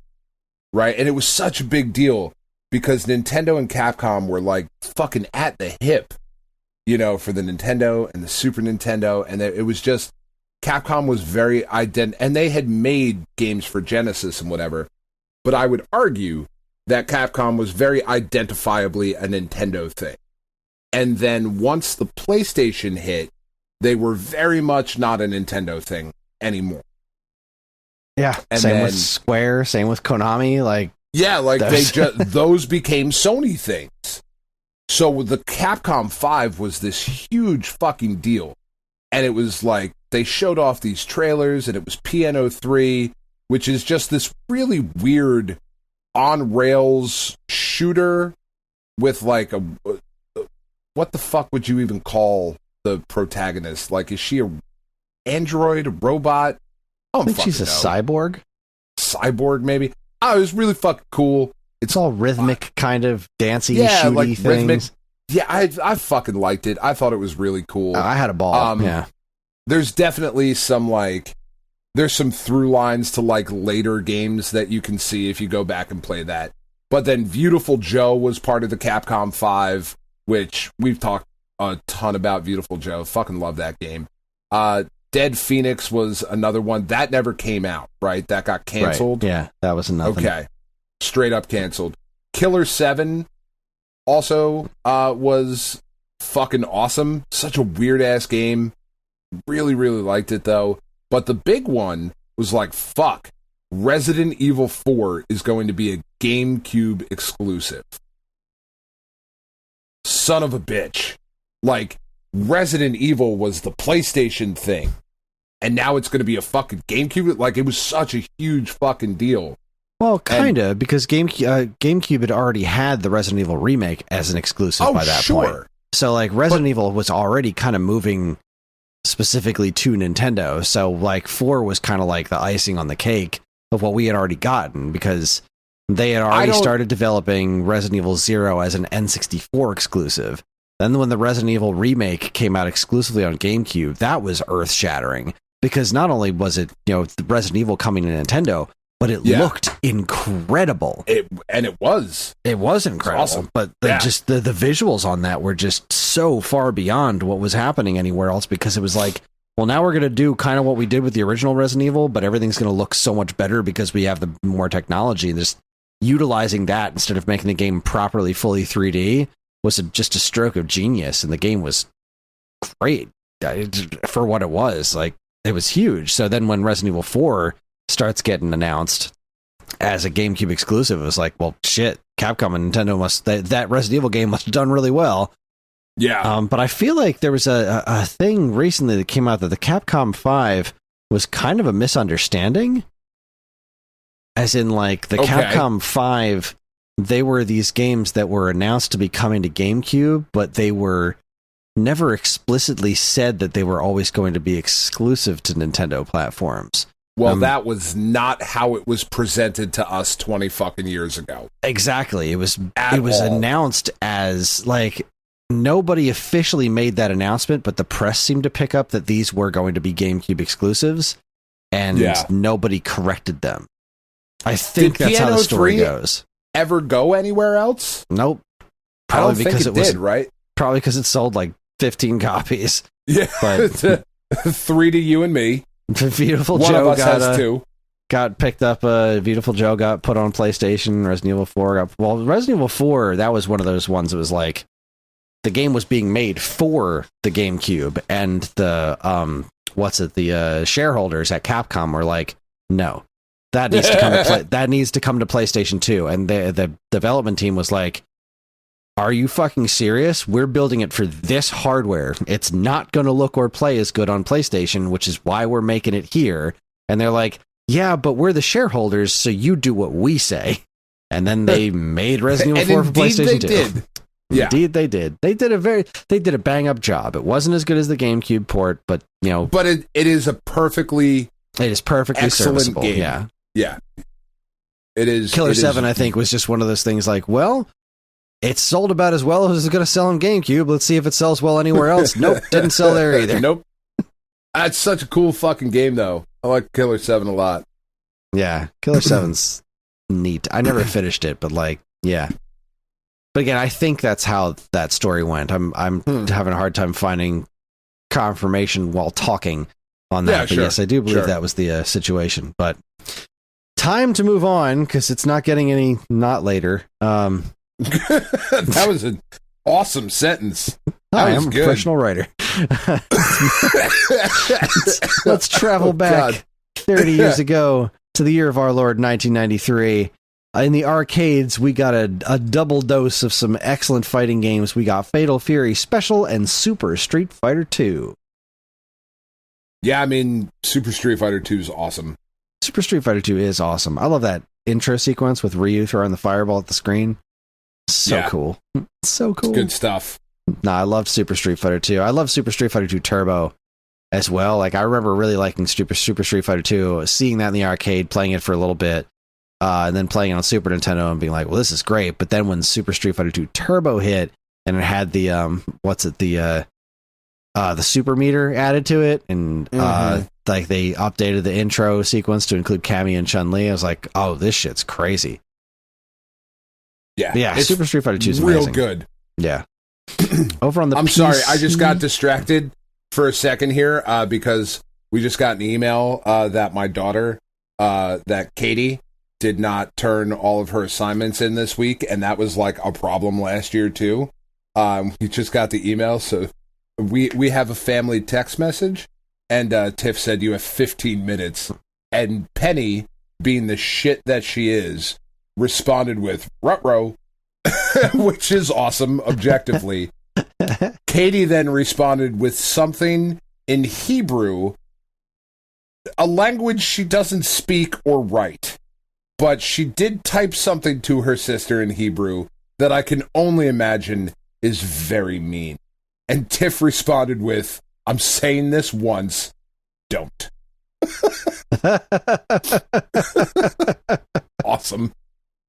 Anyway, sorry, I was distracted there for a minute. Super Street Fighter 2 is fucking great. It rules. That it is. Over on the world of computer gaming, Myst came to the Mac. Ooh. Myst. I feel like that was a big deal, though, right?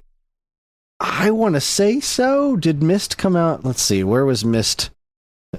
I feel like that wasn't where it originally launched. I mean, like, I missed it, but... No, that was actually where it first came out. That was the first release of Myst was on Mac. September 24th, 1993 was the first release of Myst on Mac OS. And then it came out on Windows in March of 94. And then 3DO and Saturn and Jaguar and PlayStation. And I'm sure other platforms as well eventually, but yeah. All right. Couldn't tell you. I know I've put it in a couple lists for our fucking games. I've never played, I think I've played, I'm not going to say I've never played it. I think I played like 5 minutes of it and went, well, yeah, I don't get what everybody's all hyped up about, but fuck it. I remember playing this game on my PC probably around when we got our first PC in the house. And I finally tried this game out and I was like, this is really interesting, but I don't know what the fuck I'm doing. And but I don't get it. Probably put maybe a total of 15 minutes into it before eventually just giving up and thinking, one of these days I'm going to really sit down and try to figure this game out. That did not happen. That day has yet to come. Yeah. But maybe we got to talk about the power of yet, Chris. That's true. You put yet at the end of a sentence. Oh, that's some like motivational speaker bullshit, right? Yet, that day has yet to come. I feel motivated. All right, what happened here? What happened here? Take it out and tease me. What's wrong with you?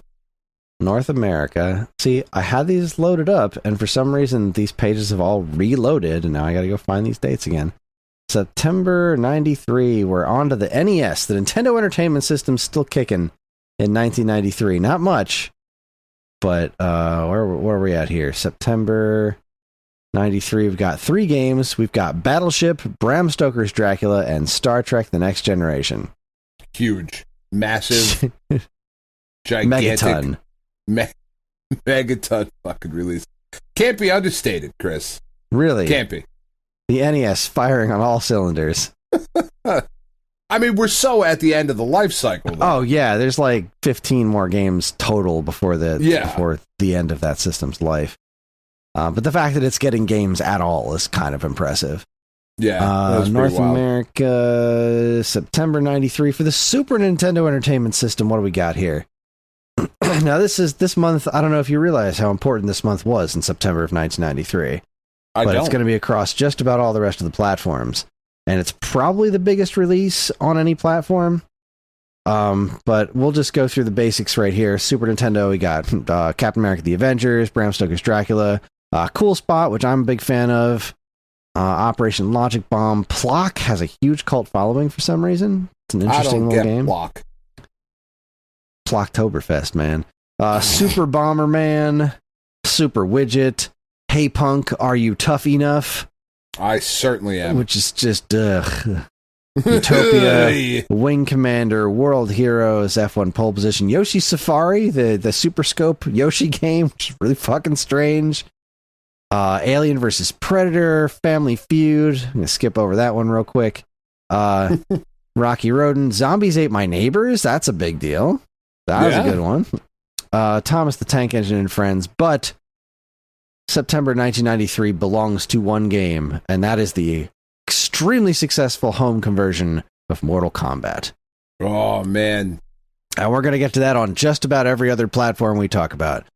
I was thrilled with the Super Nintendo version. I was obviously sad that the blood wasn't there, but the blood wasn't the only thing I played Mortal Kombat for. No. So I liked the way that game sounded. I liked the way it felt to play, and I really liked the way it looked. I was very sad that the blood was gone, but at the same time, this is where Sub-Zero's freeze them and shatter them his fatality comes from. So I always thought that was incredibly cool. Which is a pretty cool fucking fatality. It really is, and of course they've made that horribly bloody in future installments, which is great. Yeah. But it originally came from here. But my favorite character, Scorpion, he still yelled "Get over here," and he still burnt you to a skeleton. So I was just fucking fine.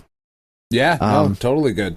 Yeah, I absolutely love the Super Nintendo Mortal Kombat at the time. You go back and play it now, it's damn near pointless because there's just not a lot to the first Mortal Kombat, and the original arcade version is far more readily available. So that's definitely the way to do it if you're going to play Mortal Kombat 1. But I stand by that as being a pretty solid conversion, minus the just unbelievable stupidity of releasing it without blood. Of the versions that released, I always thought it was the one that looked the best, played the best, all of that stuff. It was obviously the superior version in that regard. Because that Genesis version, if we're being honest, apart from the blood, fucking sucks. I mean, I don't know if I would go that far. I was not a huge fan of it. I used to go and play it at my friend Greg's house, and Mortal Kombat 1 Genesis, and I just remember it looking really bad in a lot of ways. Mostly, the Genesis had it could display fewer colors, and when you're using these live-action characters like that, that really kind of came across. Some of the backgrounds had more animations, but they looked kind of cruddy. The Shang Tsung stage with all those monks standing around in the background, they're kind of wiggling around too much, and they just look kind of cut off in a lot of ways. Yeah. The sound is extremely crunchy on the Genesis game. It just, the characters are a little bit smaller. It just, but it didn't play as, going back to it now, it doesn't play quite as badly as I remember. But it sucks though. Yeah, I still liked the Super Nintendo one better because now I'm looking at a playthrough of the Super Nintendo one. It's missing a lot of the presentation stuff, but the characters are a bit bigger. It moves smoother, and that was so much more important to me back then. Just the way it moves, it looks, minus the blood, more like the arcade game. It's just so much more playable. Yeah, it has. I think it has more of the voices, and the voices aren't super crunchy. It just because also at the time, you needed to buy the 6-button controller to play Mortal Kombat on the Genesis. Yeah, because otherwise you could technically play it with the 3 buttons, but so you had to buy an additional controller. It sounded like shit. It moved like shit. I think it looks like shit, honestly. But it had the fucking blood, so it was this massive, successful thing. Yeah, huge success. It was still pretty successful on the Super Nintendo, which evident by the, when they got their shit together and made by far the best home conversion of Mortal Kombat 2. Super Nintendo Mortal Kombat 2 is unreasonably good, but that's not what we're here for.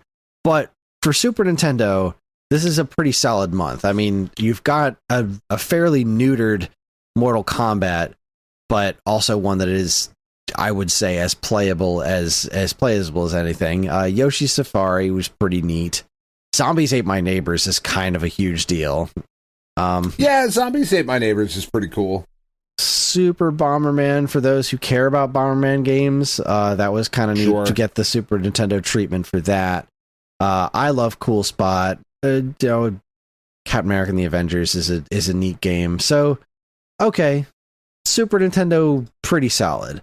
But I do think, if memory serves, Genesis is going to win out this month. I still don't understand why this reset all of these. I scrolled down to the exact place I wanted it to be, and it just reset the fucking tables on these Wikipedia pages.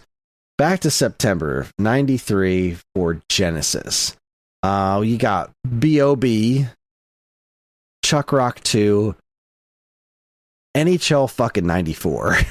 Oh, God, like, that's the one right there. You know, the NHL games on Genesis, like the 16-bit era, were good, and the Super Nintendo ones were just fine. But like NHL 94 for Genesis is the legendary one. That's the one everyone goes back to. It's the one. It is. But it gets so much better, Dan. I don't even know about better, but there's Turtles Tournament Fighters is by the Genesis version is inferior to the Super Nintendo one. However, it is also the month of Gunstar Heroes for Sega Genesis. It is the month of Mortal Kombat for Sega Genesis and Street Fighter II Special Champion Edition. The Genesis finally gets Street Fighter II the same month it gets Mortal Kombat. So this is far fewer games than hit on the Super Nintendo, but between Mortal Kombat being the huge success it was, Street Fighter II, with the exception of needing a separate controller for it, is a very solid port of Street Fighter II. I still prefer Turbo on Super Nintendo, but Special Champion Edition is pretty excellent. Gunstar Heroes, NHL 94, it's kind of hard to argue with that being just a spectacular month for the Genesis. No, that is a because the Genesis was on top in the United States for a brief amount of time. Yeah, a couple of years before Donkey Kong Country came out, it was pretty solidly on top there. But they were on top because they had some months like this month where they just took it out and showed it to you. So here it is. Just waved around the room. Just waving it around. Yeah. Yeah. just waving it around. It's crazy. There doesn't seem to be much of note on Sega CD, which is like, boy, we're several months into covering Sega CD, and there's just hasn't been a single killer app for that damn platform yet. I'm looking at September of 93, Spider-Man vs. Kingpin, and Power Factory featuring CNC Music Factory. I mean, I seem to remember that Spider-Man game not being great. I don't think it's nearly as bad as the 32X Spider-Man Ring of Fire game, which is like worth $1 bajillion and is an absolute pile of turds. But yeah, not spectacular. But the Genesis itself, I mean, Super Nintendo was nothing to shake a stick at, but the Genesis really had a solid fucking month. Over on the Turbo Graphics, let's see, did anything come out? Turbo Graphics September of 93? Maybe? John Madden Duo CD Football. Okay. That's all I got. I've never even heard of that. I didn't even know that was a thing that existed. That's complete news to me. Yeah. Poor John NEC. Madden Duo Football. So that was for the CD, so okay. All right.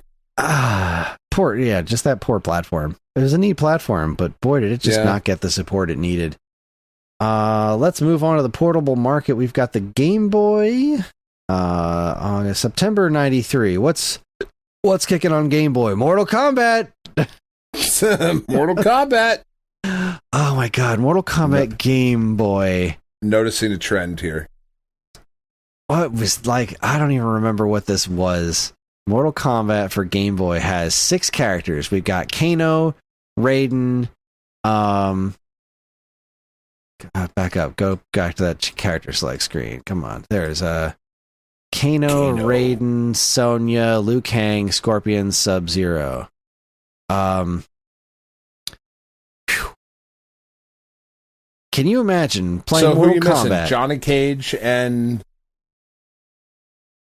Right, it's 1, 2, 3, 4, 5. There was 7. So yeah, I think it's just missing Johnny Cage. Just considering what this is, right? This is black and white Game Boy, about as powerful as an NES or less. 2 buttons. Yeah. The fact that this game even turns on is kind of a miracle. It is. It is kind of a miracle. You can turn this on and play something that resembles Mortal Kombat. Yeah. It is a definite step up over a Tiger LCD game. Not like a huge leap over it, but it is you're stepping over it for sure. Yeah, this is recognizable as Mortal Kombat. So I feel pretty good about that. Good attempt. Well, for a platform that is so hilariously ill-equipped to play this kind of game, you just gotta you gotta be like, all right, well, you know what, we made it happen. We made this happen. Godspeed. You gotta give it to what else him. is going on in September on Game Boy? It looks like nothing else. We've got Dracula, King of the Ring, and Mortal Kombat. That is it for Game Boy. In September 93. Wow, 3 games. That seems like not enough. No, it definitely doesn't. Are we in... Geez, this is I guess we're like just kind of past Game Boy Color. Like, this is not really a thing that's happening at this point yet. Yeah. All right. Well, what about the Game Gear? What does Game Gear have for us in September of 1993? 92, 93, 9. Okay, September of 93, we've got Strider 2, Terminator 2, the arcade game, Fantastic Dizzy, and Mortal Kombat. As you said, noticing a trend here. Yeah, Mortal Kombat was everywhere. Again, really, the Game Gear port of Mortal Kombat, because like this one's in color, so naturally you had the blood. Yeah. It is not an easy game to play, and it is not a way that anyone should want to play Mortal Kombat, but this is another one of those. Not. You just got to look at it, and it's hard to look at this and not be impressed. Like, it legit looks like Mortal Kombat, even blown up on a modern screen like this. It doesn't move very well. It sounds terrible. Just terrible. It's just putrid, but it looks, again, valiant effort. This is a game that should never have been ported to Game Boy and Game Gear. But yeah, big thumbs up. It just big A for effort from you there. So I don't think there's any question Genesis wins this month, hands down. No, for sure. No question. So let's see. Let's travel all the way back to the 40 years ago. The arcade brought us the original track and field. It brought us Donkey Kong 3, where you spray Donkey Kong in the crotch with bug spray for some odd reason. Just constantly. Shooting this giant ape in the dick. Mr. Dew's Castle and Tapper. I fucking love Tapper. Tapper's great. Tapper's my shit, man. I fucking love Tapper. Is a really fun game. Mr. Dew's Castle is kind of neat. Wait, is that different from Mr. Dew? I always get lost on Mr. Dew. But yeah, Donkey Kong 3 is not a great game, but it's an interesting game. Sure. Donkey Kong 3, you just look at it and be like, man, we went a weird direction with this game. We lose Mario. It's in a greenhouse? Like, what does an ape want with a greenhouse? With plants. None of this makes any sense. I know they eat plants, but still. It's effectively a shooter now. This is... Yeah, it's weird. This is a strange way to make Donkey Kong 3, but the original track and field, that's fucking great. Yeah. Yeah, that's super fucking fun. Yeah.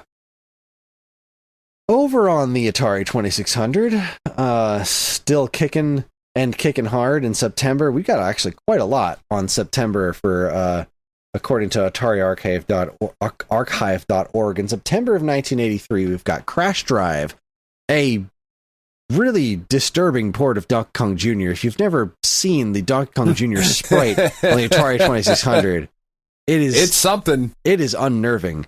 Firefly, the Starpath version of Frogger, Ghost Manor, Glib, Halloween, Kool-Aid Man, Mr. Do, Popeye, Quickstep, Sorcerer, Spike's Peak, Star Fox, not that Star Fox, Super Cobra, Texas Chainsaw Massacre, and Thunder God. Texas Chainsaw Messenger and Thunderground. So I know a bunch of these games. I mean, Popeye is, if memory serves, Popeye is playable. Kool-Aid Man is just like one of those games you look at and say, wow, that is a thing that exists. They made a Kool-Aid Man video game. They did. Gotta get away from them thirsties. I really fucking like the Popeye game, the arcade game. I really like it. The Atari version is playable, like you said. Mr. Do 2600 version is actually pretty solid looking too. I'm looking at it now. As far as Mr. Do goes, and 2600 games of this ilk, yeah, that's not bad. Sure. Okay, a lot of games. Yeah. Nothing that's jumping out at me like, holy shit, this is a great month. But just sheer quantity, not too shabby. How about the competition? How about our friends over at the now Tommy Tallarico owned Television? Actually, who knows if even owns it anymore? And Television got Beam Rider. I didn't know Beam Rider came out on Television. No. What does that gotta look like?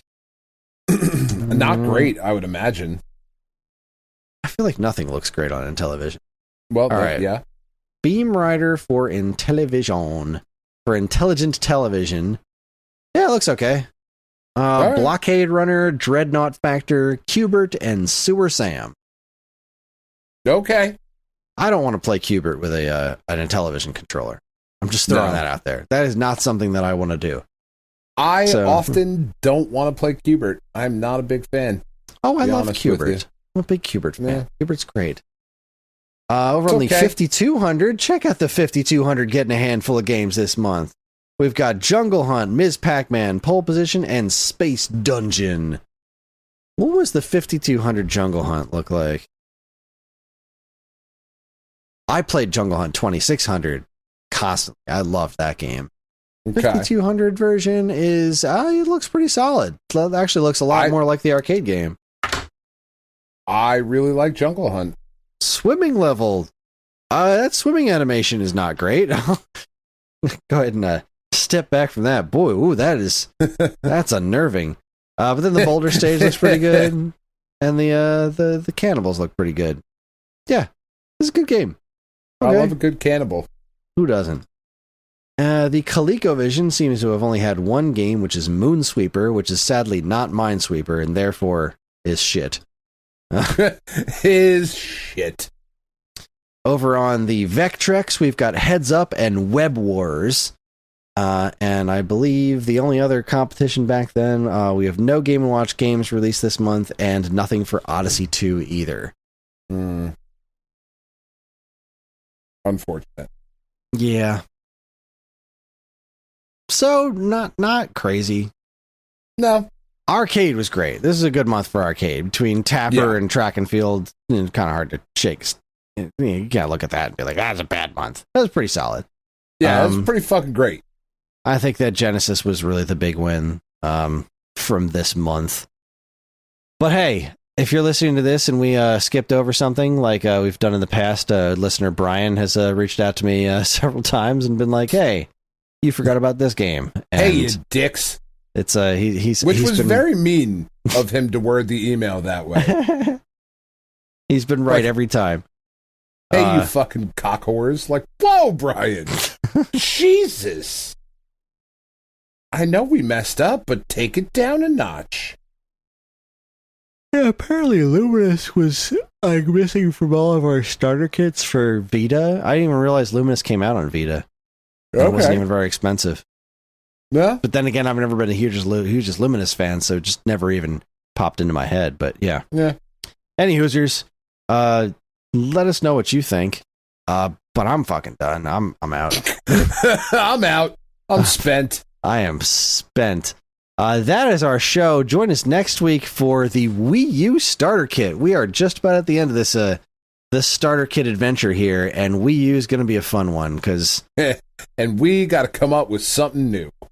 Yeah, shouldn't be a problem. We have a handful of ideas rattling around. Do we? Yeah, we've talked about it a couple of times. Have we? All right, I missed them. They'll sound familiar when I bring them up, but holy shit, I'm just out. I'm too old to go to concerts, guys. Too old. You really are. Yeah. Anyways, that's our show. Join us next week for the Wii U starter kit. Deja Vu. We're on most social media platforms, and if you want to get in touch with us, we aren't very difficult to find. All it takes is a quick look at our show notes, and you'll see links to our social media accounts, as well as all manner of other fun stuff, like a link to our namesake, StoneAgeGamer.com, and more useful links than you can shake a joystick at. If you'd like to get early access to this show's episodes, as well as a bevy of other shows on the Geekade Podcast Network, check out our Patreon, also linked to in the show notes. It helps keep this show running week after week, and all our patrons are loved and appreciated. This show's theme song, Squared Roots, was written by Banjo Guy Ollie. You can learn all about his wonderful music and more by following the link to his YouTube channel, also in the show notes. And finally, as always, we'd like to thank our intrepid editor, Evan, for making this show listenable for all you folks. We'd like to thank all you folks for listening in the first place. Go out and buy Micro Machines. I don't want to thank Evan for shit. On behalf of Dan and myself, keep playing games. Ooh, boy.